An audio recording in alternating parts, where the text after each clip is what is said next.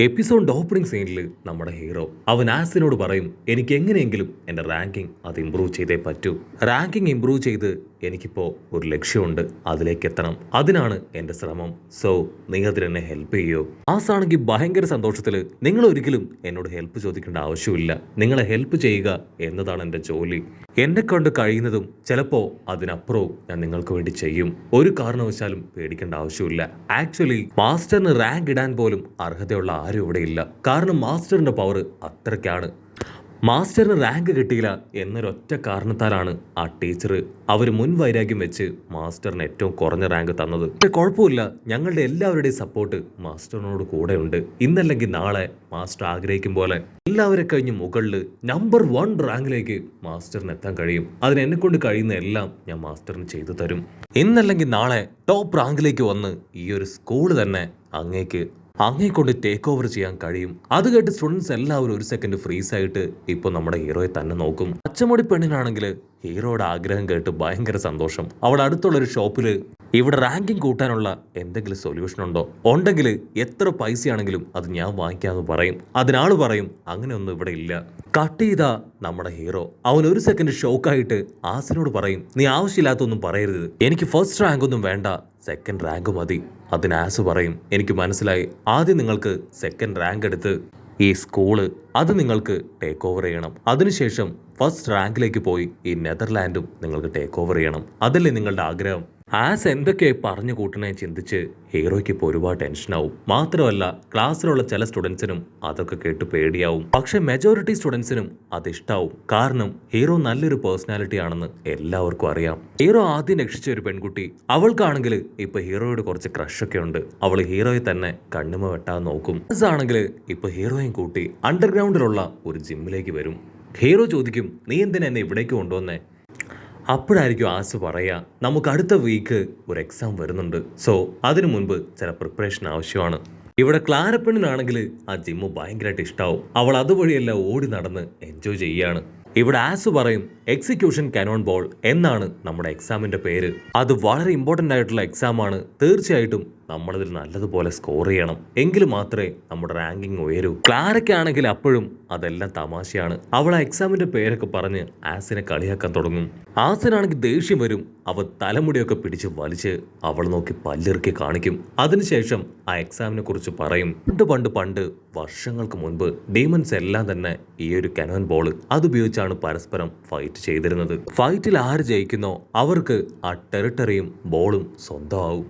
Master ഇതൊന്നും കേട്ട് പേടിക്കേണ്ട ആവശ്യമൊന്നുമില്ല, അതൊക്കെ പഴയ കളികളാണ്. ഇപ്പോഴത്തെ കളി അത് ഈ ബോൾ വെച്ചിട്ടാണെന്ന് പറഞ്ഞ് ഒരു ബോൾ കാണിച്ചു കൊടുക്കും. ഈ ബോൾ വെച്ച് 2 ടീമായിട്ട് നിന്ന് അങ്ങോട്ടും ഇങ്ങോട്ടും എറിയുക. ആരുടെയൊക്കെ ദേഹത്ത് ഈ ബോൾ വീഴുന്നോ അവരൊക്കെ പുറത്താവും. പക്ഷെ പേടിക്കേണ്ട ആവശ്യമൊന്നുമില്ല.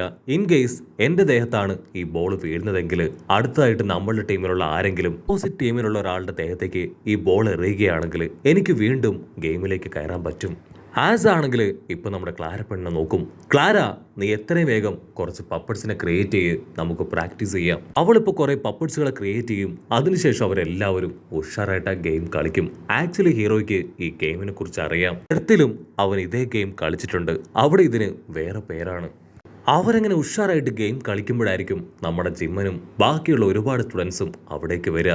നിങ്ങൾ മാത്രം കളിച്ചാൽ പോരാ, ഞങ്ങൾക്കും ഇത് കളിക്കണം, ഞങ്ങൾക്കും പ്രാക്ടീസ് ചെയ്യണം എന്നൊക്കെ പറഞ്ഞ് പിന്നീട് അവരെല്ലാവരും ചേർന്ന് കളിക്കുകയാണ്. ഓരോരുത്തരും അവരുടെ ഓരോ പവറൊക്കെ ഉപയോഗിച്ച് ആ ബോളിനെ പ്രിവെന്റ് ചെയ്തുകൊണ്ടേയിരിക്കും. അതിനുശേഷം ഓപ്പോസിറ്റ് ടീമിലേക്ക് അച്ചറം പൊച്ചറം വലിച്ചെറിയും.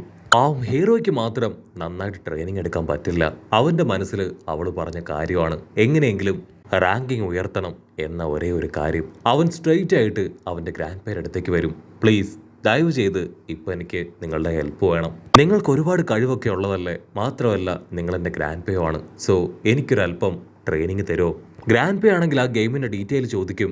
അതിന് ഹീറോ കറക്റ്റ് ആയിട്ട് അതിന്റെ എല്ലാ കാര്യങ്ങളും പറഞ്ഞു കൊടുക്കും. കാര്യങ്ങളെല്ലാം മനസ്സിലാക്കിയ ഗ്രാൻഡ് പാ അവരെ നോക്കി ചിരിക്കും. അപ്പൊ നിന്റെ ആഗ്രഹം നിനക്ക് കുറച്ചുകൂടെ സ്ട്രോങ് ആവണം, ഈ ഒരു ഗെയിം നന്നായിട്ട് കളിക്കണം, അത്രയല്ലേ ഉള്ളൂ. കുഴപ്പമൊന്നുമില്ല, നീ പേടിക്കേണ്ട ആവശ്യമില്ല, ഉറപ്പായാലും നീ ഇത് നന്നായിട്ട് കളിക്കും. നീ ഗെയിം കളിക്കുന്നത് ഞാൻ ഫോട്ടോ എടുത്ത് വെക്കും എന്നൊക്കെ പറഞ്ഞ് ആ ബോൾ കയ്യിലെടുത്ത് ഇപ്പൊ കളിക്കാനായിട്ട് തുടങ്ങുകയാണ്. ഗ്രാൻഡ് പാ അവന്റെ കയ്യിൽ ബോൾ കൊടുത്ത് അവനോട് നന്നായിട്ട് ബെൻഡ് ചെയ്യാൻ പറഞ്ഞ് ഒരു കാല് മുൻപോട്ടേക്ക് വെച്ച് ദൂരത്തായിട്ട് കാണുന്ന ഒരു പാറയിലേക്ക് അത് വലിച്ചെറിയാൻ പറയും. എറിയുന്നതിന് മുൻപ് ലീ ബേറ എന്ന് നീ പറയണം. അവൻ ലീ ബേറ എന്ന് നിലവിളിച്ചു പറഞ്ഞ് ആ പാറയ്ക്ക് നേരെ ബോൾ എടുത്ത് വലിച്ചെറിയും. ആ പാറ തകർന്ന് ബോൾ കിലോമീറ്ററുകളോളം തെറിച്ചു പോവും. പക്ഷെ ഹീറോയ്ക്ക് അതൊട്ടും ഇഷ്ടാവില്ല.